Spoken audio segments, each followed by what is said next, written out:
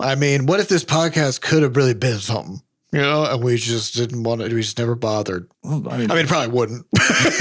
Butterscotch Hey, everybody. Welcome to episode 534 of Coffee with Butterscotch, the game dev comedy podcast of Butterscotch Shenanigans. I'm Seth, and I'm the games programmer. I'm Adam, the miscellaneous programmer. I'm Sam, and I'm the artiste. And this is a show where we talk about life, business, and working in the games industry. Today's August 4th, 2020 vibes. Before we get started, we have a warning. There's going to be profanity in this show. We'd also like to thank our recurring supporters over at moneygrab.bscotch.net. Thank you so much for your monthly donations to help keep the podcast going. So we're still sitting here on the same day as we recorded the last week's episode. This is a double header.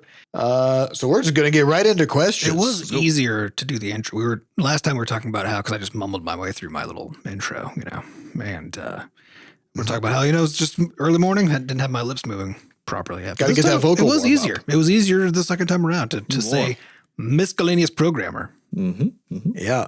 And that is your title. So you have to say that. There's no other thing you could have said. I could have chosen something else probably, but nope.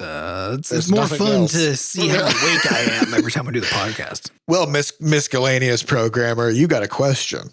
You got a question from Chalosis over at podcast.bscotch.net who asks, so when can we try out the butterscotch flavored project management system? Oh, I assume this is Blork. Probably Blork.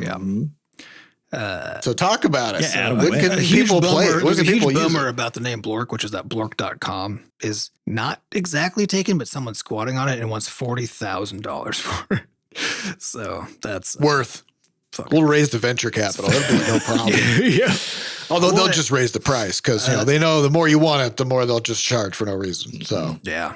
So Blork we talked about quite a bit on the podcast. It's our internal project management thing, our work management thing, right? And the idea of it, like the core philosophy of it, is to ask the question: how do you service the right thing to the right person at the right time? That's the goal, right? And to do that, it's all about dependency management, and it's the idea that. What is work? Work is a thing with sub things. You got to deal with all the sub things before you can do the thing. Right. So it's a dependency tree, but it also takes the idea that a piece, like something that somebody needs to do, might be dependent on something that's happening elsewhere entirely.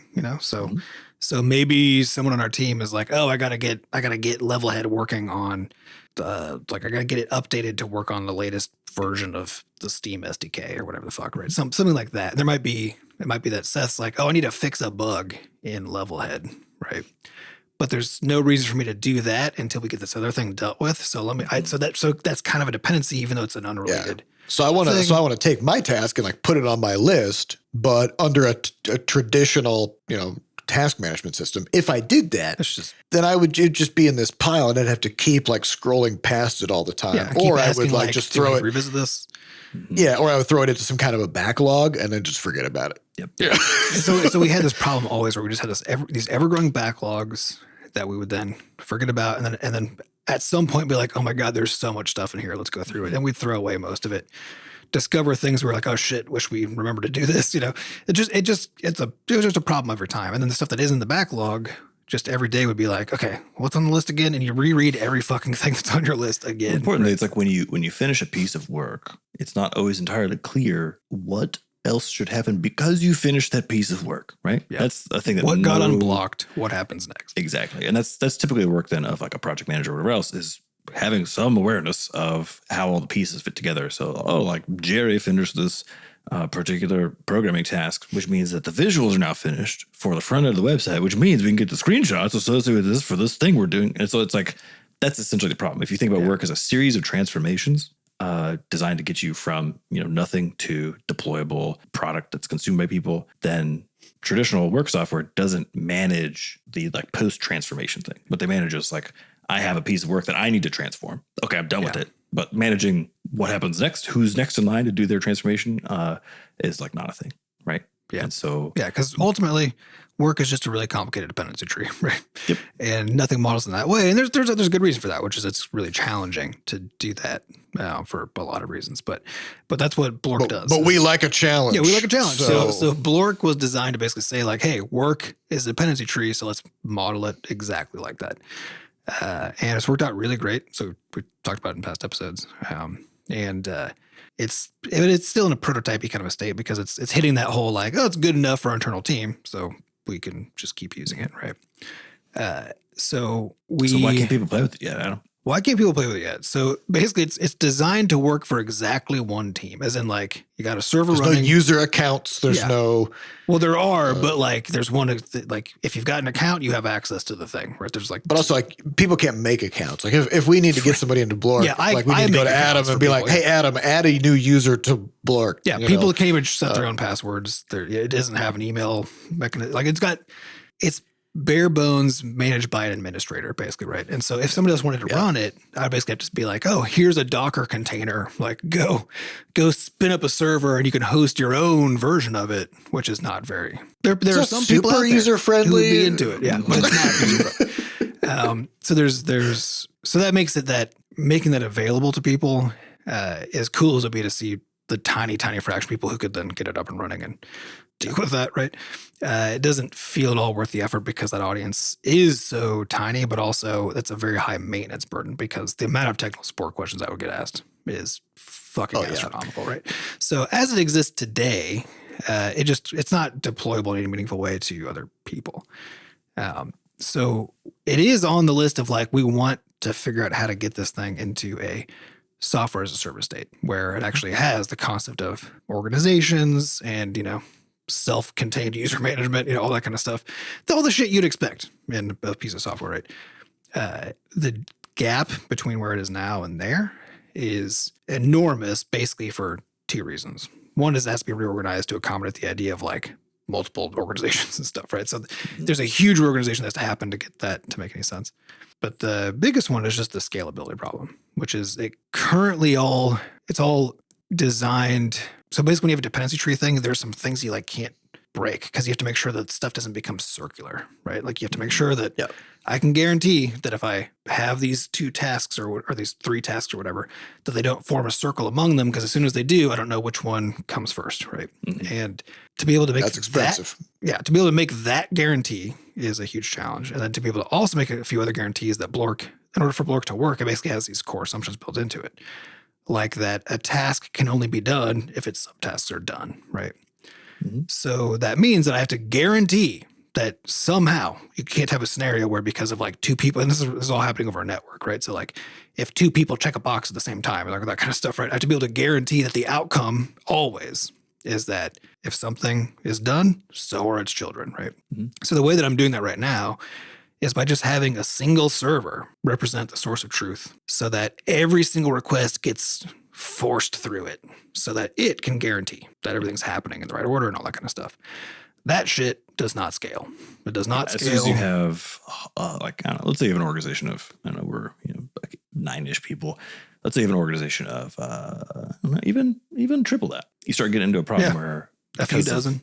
Yeah, a few dozen. Actually, you're already going to start hitting some issues with that, where the database basically gets like the whole server basically just gets locked for a while. Everybody's experience starts getting slow because everything's getting bottlenecked, right? Yeah, but that's honestly like that's for one we have that problem which gets with worse. Like ClickUp. Yeah, that's true. Yeah, we run into this problem with other software. And like ClickUp doesn't even have this dependence, or at least it didn't at the time. Didn't have these dependencies concepts. And we ran into this with Favro. Mm-hmm.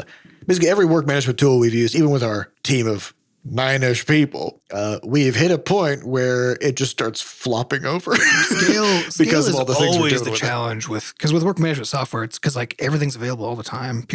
Lots of people are in there making updates all the time, and making sure that all works is a huge problem. And it's really hard even when stuff is pretty decoupled. And in the case of Blork, everything is extremely coupled.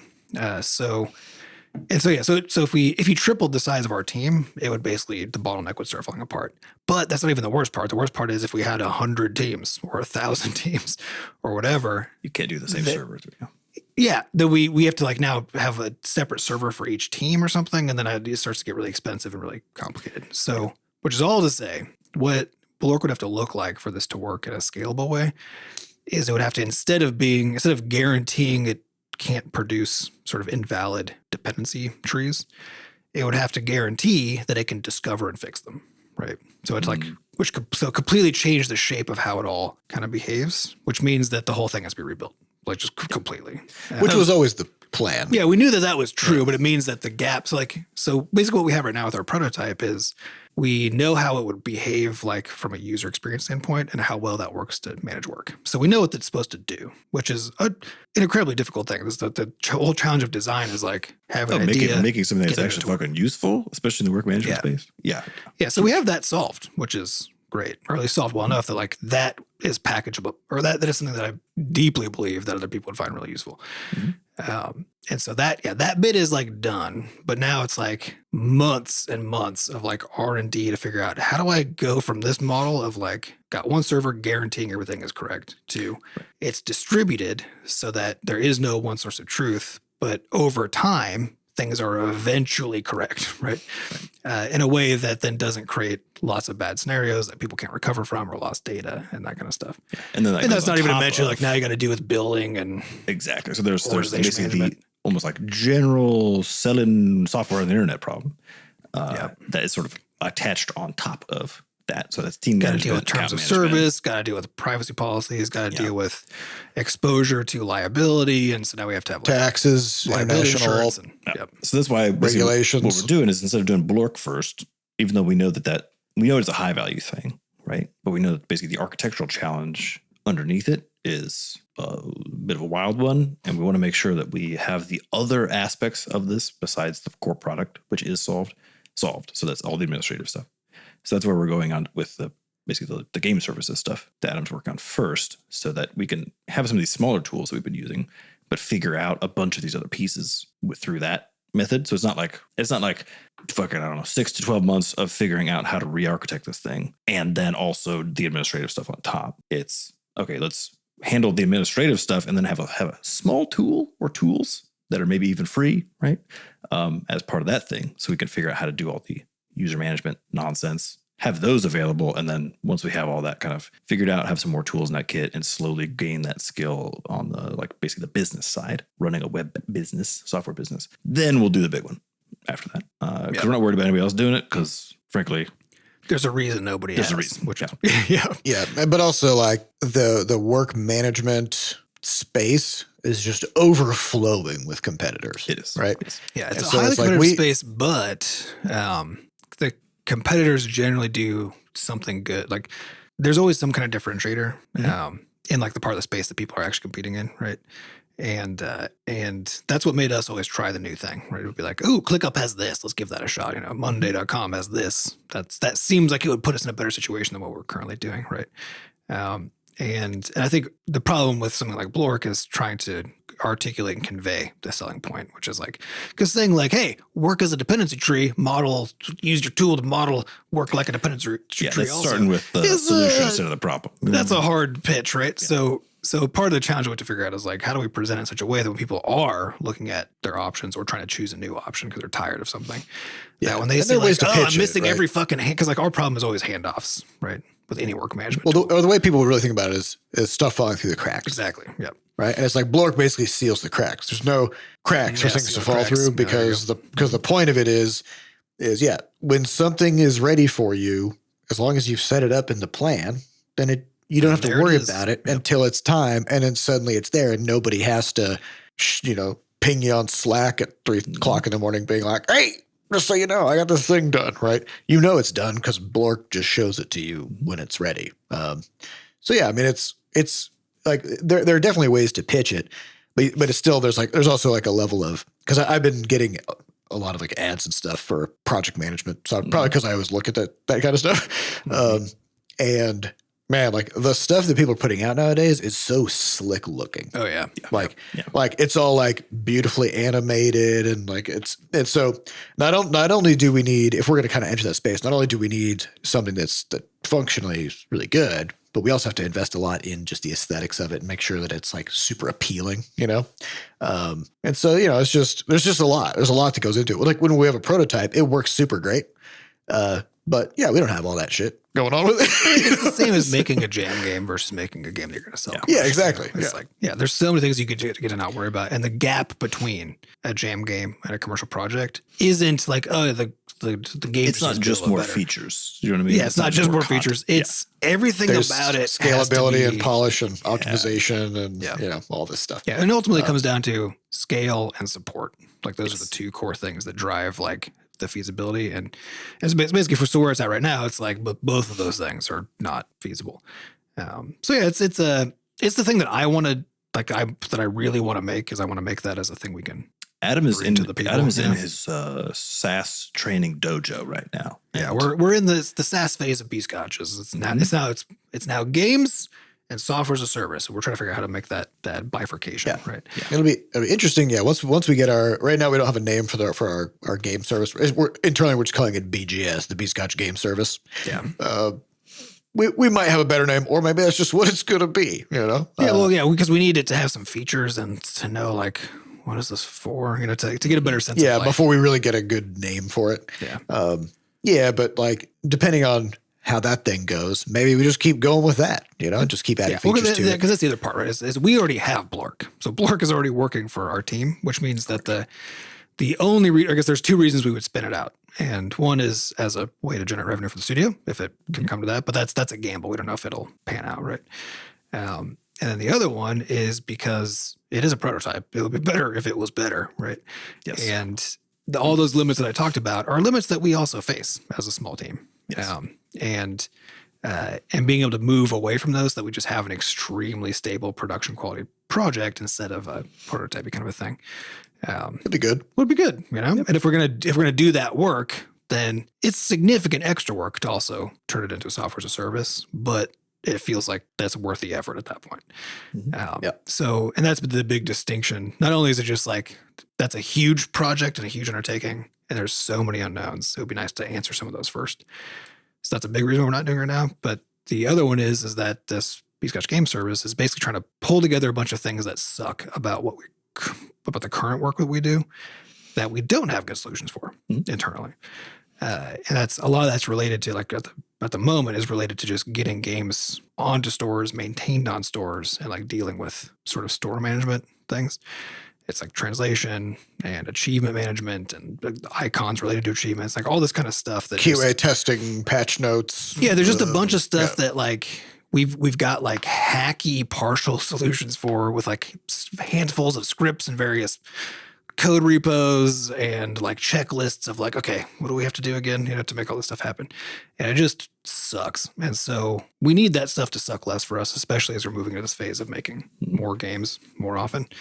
And so it makes more sense to do this first. Yeah. Well, and you have to have all those individual things before you can realize and understand how to pull them together into one umbrella, So, I think we're just kind of at that phase. So we'll have more news in the coming months about Butterscotch Game Service and what that is going to look like. So if you're an independent developer, or you're working on a small team or whatever, maybe we should get some kind of like a sign up or something for people to like. Yeah, it needs to have a fucking name is the problem. Okay, it needs a name and an initial pitch of some kind, even fairly vague. Because once we have that, I can just stand up a website and be like, and it's got to have a privacy policy and all that bullshit. So there's like.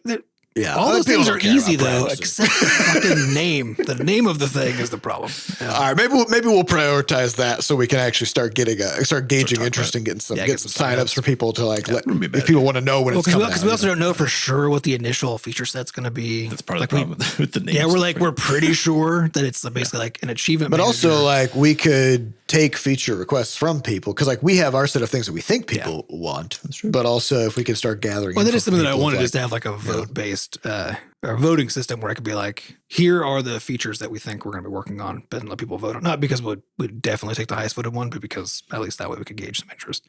Yep. So yeah, that's all part of stuff that I want to do. Right now I'm in the phase of just like, I'm in the software as a service problem set space, which is just what is an organization? What is a user? How does billing work? How does all the security around this work? It's all the boring stuff that you gotta get all that plumbing done before. Yeah, and it's so because it's in every fucking thing is this horrible design nightmare. Because it's even stuff like, okay, so let's say you have a model where like a user, a person owns an organization, and now let's say so now Butterscotch does that. So like now let's say like I own the Butterscotch organization, right? And at some point I lose access to my account. And I lose it in such a way that we as a service cannot guarantee that if you come to us claiming, hey, I'm this user, I've lost access to my account. Because you use 3-factor authentication and you lose all your factors or whatever. Yeah. You lose access to your email. Like any number of things happen where you can no longer prove to us that you own this account and you're the owner of it. And now there's a whole organization, an active living organization with a bunch of stuff that's held hostage. That's held hostage by the fact that there's this one owner who loses access to the account. And now what? How do we recover from that, right? And so it's like going through this list of like all the different bad things that can happen when people's businesses rely on you. We're like, because with all the stuff that I make normally, it's like our studio relies on it. But I can just go fix it. Because like if Sam tells me, hey, I lost access to my account, I'm like, hi, Sam. I know that's you. Let me go fix that. Right? It's a complete... Other people try to fish us all the time. But like, and with AI impersonation, on the rise, it's going to get worse. So what do you do? Yeah. So there's just like so many parts of that puzzle. It's so complicated. It's different from making games, because like in a game, it's like somebody puts a lot of time into a game and then something happens to their data or their account. It's like, that sucks. Yeah. Yeah. But also it's not going to destroy their life. Yes. Yeah. Or a team or their source of income. Because especially because one of the things that I wanted to have in the service is it's basically like a kind of a input output of translations of achievements and their kinds of things, right? Because that's a big pain in the ass. But that means that like, because you'll spend for something like achievements, it's not that bad because achievements are a small amount of text, but you're still going to spend hundreds or low thousands of dollars potentially on translations of achievement data, right?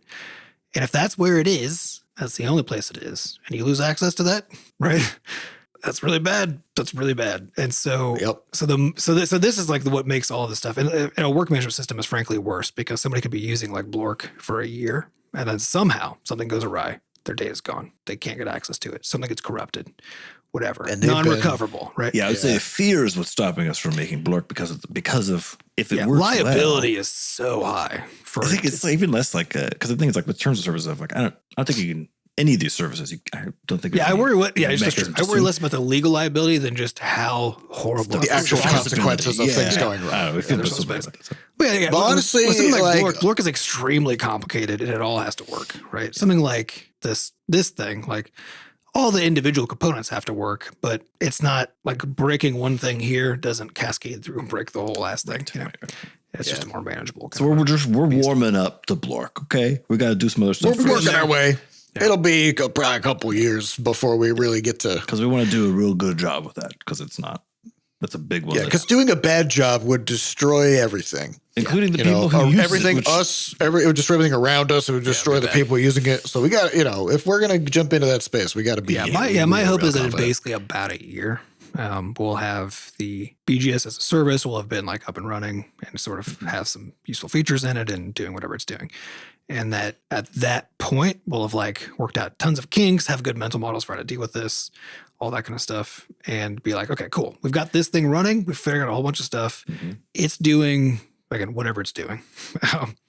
And now it's time to set off on the new big thing. And that would be Blork. Yep. Yeah.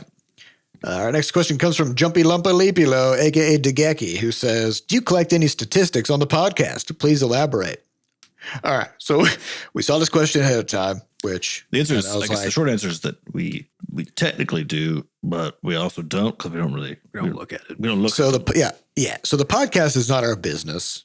It's not even a side hustle. It's just something we do to connect with our fans, and it also like helps ground us in our work where like it gives us time each week to just reflect on stuff and just talk about things and get questions from people and kind of see what our players and for us to other talk developers to each other, because often, depending on phase of development, we're just in big silos and we just don't take that time sometimes. So and that was back when we started the podcast. It wasn't like podcasting is one of the like big things that our studio is all about. It's like we're a game studio that has a podcast, And we hoped that a lot of people would end up listening to it, of course, right? But that wasn't really the point. So and they did. Matter. They do. But it's not like we're not doing anything to optimize for growth. We're not doing we've had a sponsor one time, which was Favreau. And we agreed to do that because we were using Favreau already. So it was like, sure. I mean, we're already talking about it. So it'd be fine if somebody paid us to keep doing what we're already doing. But other than that, yeah, we take donations and if people happen to find it useful, then that's great. You know? And so we really don't look at the statistics. We don't optimize for anything, but we did for this question because we were like, well, I mean, let's see. What's going on back there? So we had a pivot because we started on SoundCloud, which is where we hosted the thing, in mid-2015, and that was through May 2022 when we pivoted over to Transistor. Yeah, Transistor.fm. Yeah. So I do remember that like at the very beginning, we were getting like 200 to 500 listens per episode until we launched Crashlands. And then it surged, I think, up to like 4,000 for a little while. Peak, it was something like that. Yep. And then we missed a few weeks. And then it dropped down to 2,000. And then it's been kind of around there, just it goes up now since. and then, goes down now and then. But it's kind of around there. So based on all that, so on SoundCloud, so from like mid 2015 through May 2022, so like 7 years or whatever, we got about 1.1 million listens to our episodes. Since moving to Transistor, so this is where things go confusing because podcasts, they get broadcast out through like RSS feeds and scooped up by a question you always have services. to ask when looking at analytics data is, how do you know? Where does the data come from? What do these numbers mean? And as we often advocate, nobody has any fucking idea what's going on. The one thing we know is that the podcast files, like the sound files, are hosted on Transistor's servers somewhere, right? And so if somebody makes a request, asks the server for those files, then the server knows that happened and it can tally it, right? Yeah. Outside of that, so that's the only thing that Transistor can know is like, I got a request for this file. I can tally. And there's other information in that request, like what language the user prefers, their IP address, so you can guess where they came from, what kind of a piece of software they were using. Was it Spotify? Was it a browser? Whatever, right? So there's a bunch of stuff they can, so that's where you get like all that data, but ultimately it comes down to that. So if there's anything that messes with the interpretation of that says one request for like episode 500, right, maps exactly to the fact that one person listened to it, right? Anything that deviates from that interpretation means you just don't know what's happening anymore, right? So for example, if something in between, say Spotify, is like, hey, I'm going to download that for the user, cache it so that when other users request it, I give them the cached copy, then those users are not talking to our server anymore. We can't see. We dug into the data and could see that that's true. So we seems to be happening. Appear to have twice as many Spotify listens as we do that Transistor says we have Spotify listens, right? Yeah. So Transistor says that since May 2022, we've had 336,000 downloads, right? And then they said that there was like 100-something thousand Spotify downloads. But if we go look at Spotify says 250,000, right? So there's some kind of a caching thing going on where like any given like download on Spotify doesn't actually translate into one download on Transistor. It's like maybe half or a 0.4 or something. So which also could be because of how they tally it. Because it could be that like what Transistor says is not only if you make one request for the file, but if you're streaming it and make requests like the next 100 bytes or whatever, right? So that it looks like you listen to more than just like the initial pull, right? Yeah, because there's a bunch of like fuzziness. Yeah, and maybe SoundCloud, or not SoundCloud, whatever. Spotify. Maybe Spotify is like, hey, the moment you touch a file, like we tally it, right? There's just no way for us to know what exactly those mean. And so we just have to basically say like, okay, this probably represents, like with the numbers we're getting on Transistor.fm is a floor, probably. Which is like at least that many people. Or rather, at least that many listens. Because what we also found is that, so for example, in the past 30 days, we've had like 2,400 plays through Spotify. And that was what Spotify says, right? Whatever that means. And that is amounts to 317 unique listeners. Right. So that also means that like we don't actually know how many people listen to the podcast. Right. Yeah. And but like on Spotify these past days, that means that what is that? Like an average of like 8 episode plays per person. Yeah. Which seems like a lot. Yeah. So, but it's probably the case that like you've got some collection of longstanding listeners who've been around for a long time who just kind of listen to each episode as it comes out. Then you'll have people which means they would listen to on average like 4 episodes a month, right? per person. And then you'll have people who have discovered the podcast and are like catching up on a back catalog. And those people might listen to 30 episodes in a month. So they're going to skew it upward. And then you'll have people who are coming in for the first time, and maybe they've listened to one episode this month, and so that skews it down. And then you'll have people who just bounce off. They come in and they hear it and they're like, not for me. And then they just move on, which also skews it down. I think the gist appears to be our guess. Because again, that's just like one. So Spotify is one of the things we end up being on, but we're syndicated on like all the stuff now. So it's like Apple Podcasts. And we also put up YouTube videos. Yes. Of the episode, which they're not videos. It's just audio. Yeah. The guess roughly is there's like 2,000 people listen to each episode, right? Yeah. That's the guess. Guess. And that's excluding YouTube, which gets 300, like between like 300 and 1,000 listens per video that we put up. But yeah, we also don't know like how many of those people like started listening to it on YouTube because it popped up in a feed, but they're also subscribed through Spotify or something, and then which I actually do because like there's several podcasts that I listen to that I use Pocket Casts as my app for getting podcasts on Android, and I'm subscribed to the same podcasts on there as I am on YouTube because like a lot of them have YouTube channels, and so oftentimes it'll pop up on YouTube. And it's a video. So like I like to, if I can, like watch the actual conversation with like the person being interviewed or whatever, because it's just more engaging, you know?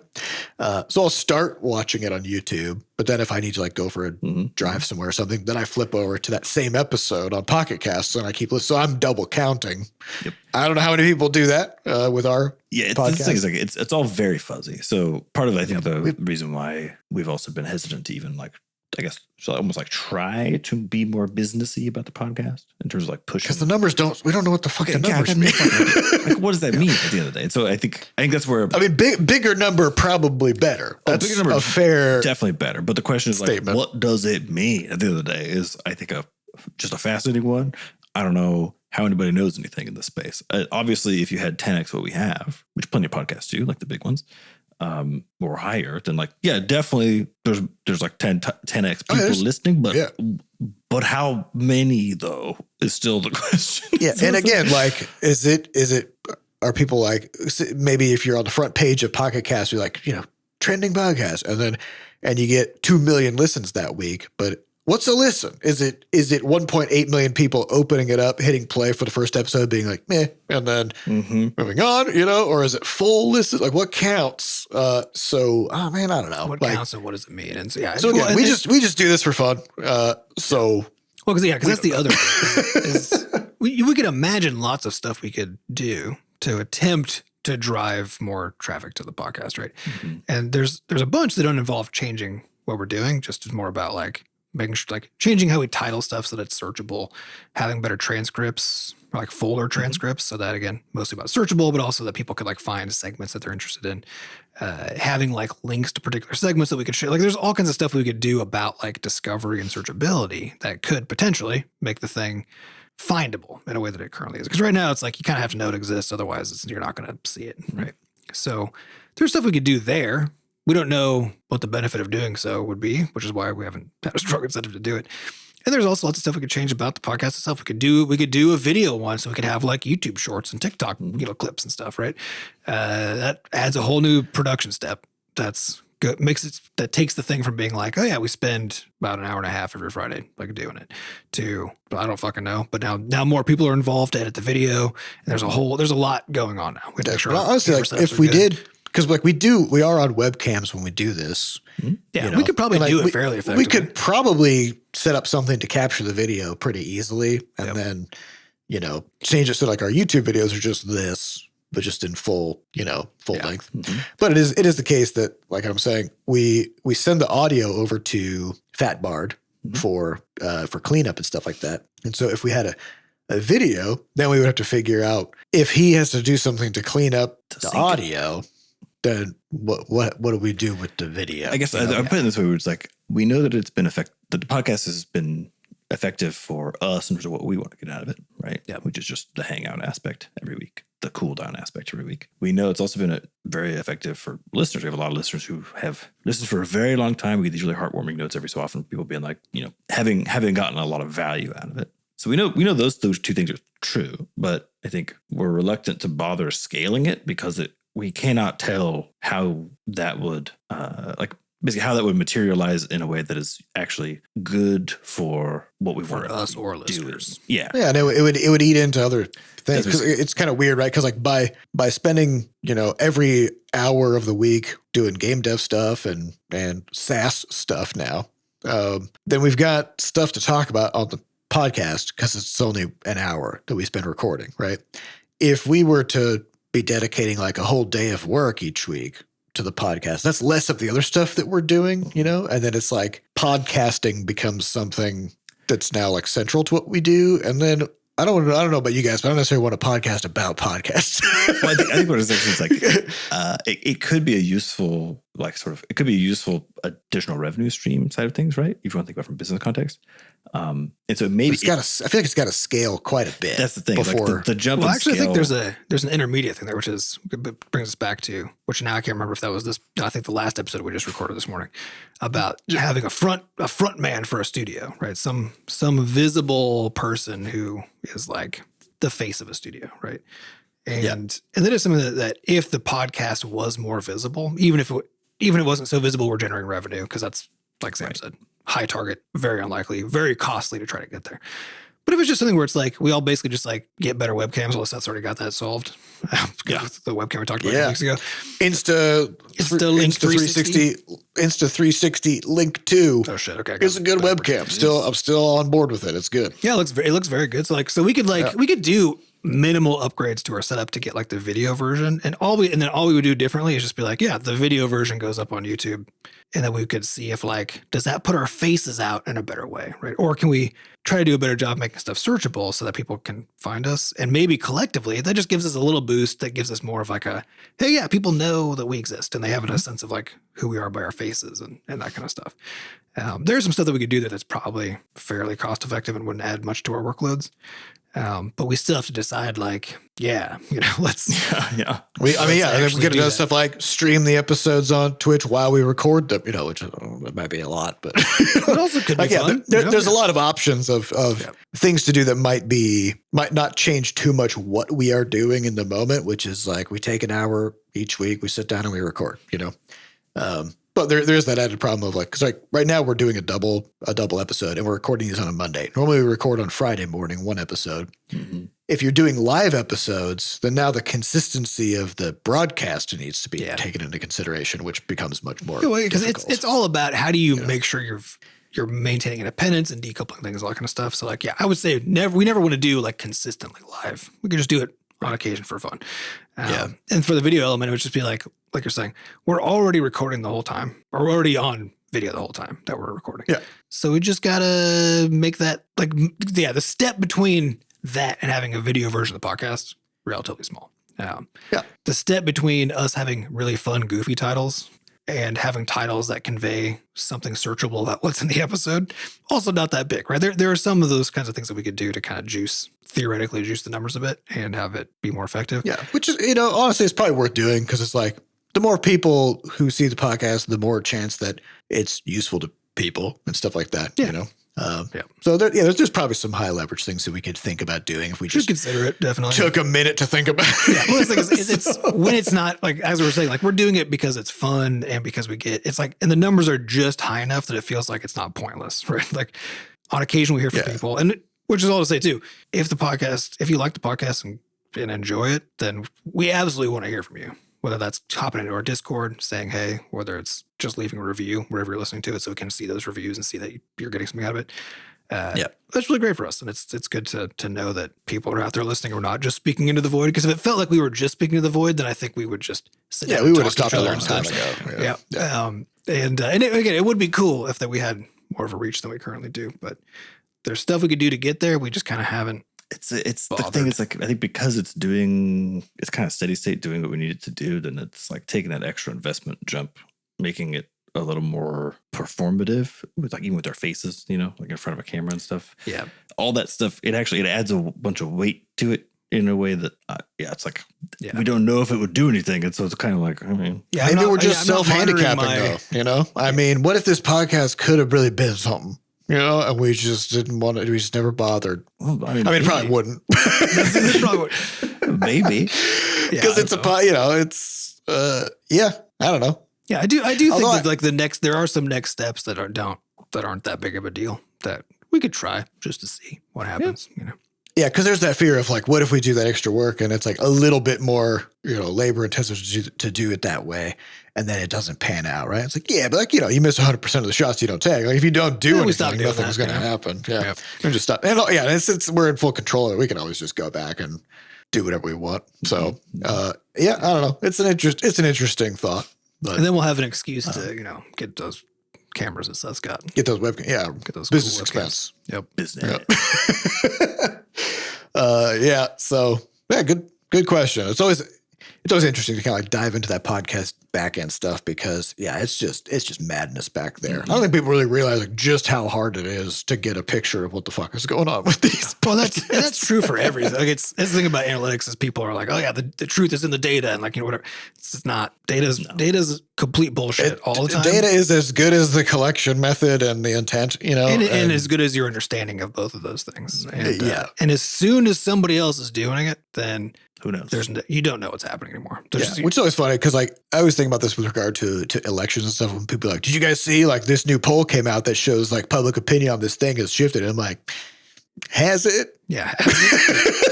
Who did the poll? How did they do it? Yeah. Has it? Representative is that group?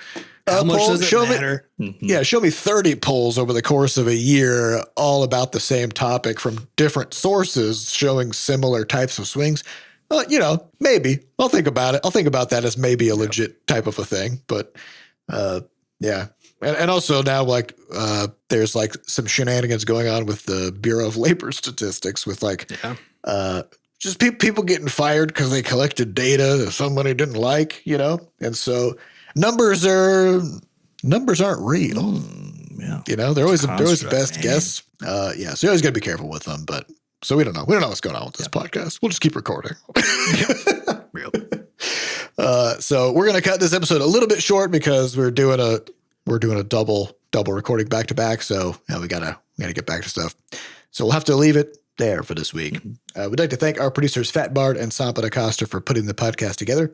And thanks to our community moderators who keep our Discord running. To get more involved in the Butterscotch community, just go to podcast.bscotch.net. where we have links to the Discord, a way for you to donate, and links to the podcast archives. And if you haven't yet, head on over to Steam, Google Play, and the App Store and pick up copies of Crashlands 2 and the rest of our games and give them some good reviews. We'd really appreciate it. Thank you all for listening. We'll see you next week. Bye.